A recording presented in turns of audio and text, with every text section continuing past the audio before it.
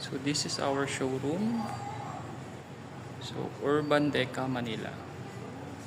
So this is dress up model unit. So ito yung itsura niya kapag na-dress up. So again, hindi ito yung deliverables, but this is the idea on how you would design your future home dito sa Deca Homes Manila. So this is studio type, 22 square meters. So convertible siya to 1 bedroom. So kaya nang pagpapalagay ng partition dito. Ayan. So this is the idea again, no? So idea lang to kung paano siya i-design. So ito yung pinaka-aesthetic style.